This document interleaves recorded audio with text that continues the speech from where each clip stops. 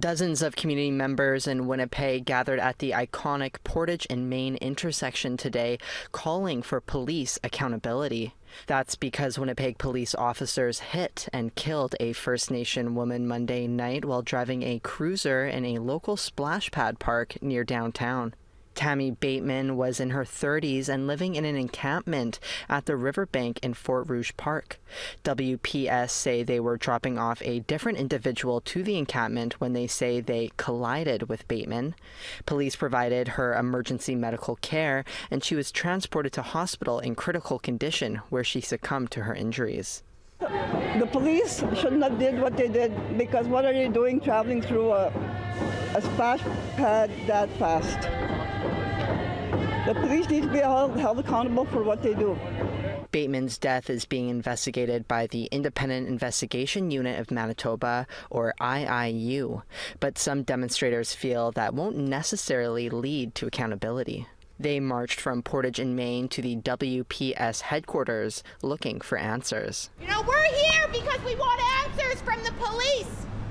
The police continue to fail our women. They're here to protect and to serve. What the hell are they doing driving that erratic in a park? Something needs to be done, and it can't be our police investigating the police. Assembly of Manitoba Chiefs released a statement calling for transparency during the investigation. A quote from Grand Chief Kathy Merrick reads, "Too often the IIU has failed to hold police accountable for their role in the deaths of our people. Aisha Hudson, William Amo, Janine Walker, and John Etawakapow are just a few names on a long list of victims for who the IIU has cleared police of contributing to their deaths.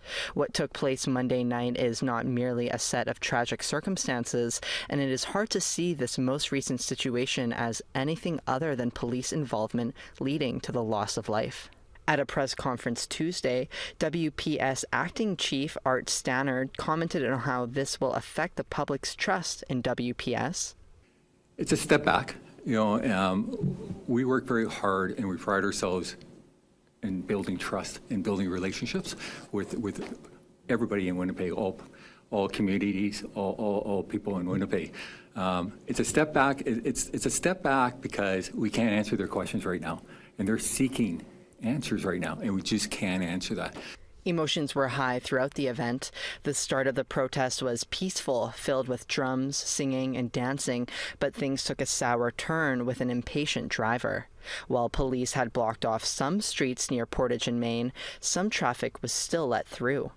Volunteers used their bikes and bodies to protect the demonstrators, and one driver appeared to take advantage of the situation. One volunteer caught it on camera before being hit.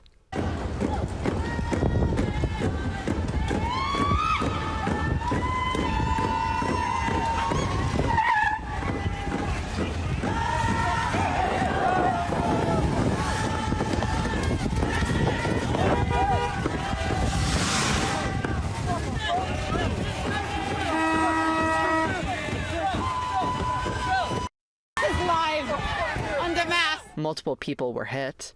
We spoke to the volunteer who caught the footage soon after. That's why there were a few folks in the community who was like, we're going to, help make sure we are rerouting traffic because the police weren't here to do their job. And the reason why we're here is because the police killed somebody, MMIW G2S advocate and march organizer Barb Guimond says she doesn't want that violence to take away from the demonstration's message. This is supposed to be a peaceful protest. We're supposed to be here for the family. That shouldn't have happened at all, and I'm sorry about that. And I'm sorry to the young girl that got hit by the guy. Sav Jones, APTN National News, Winnipeg.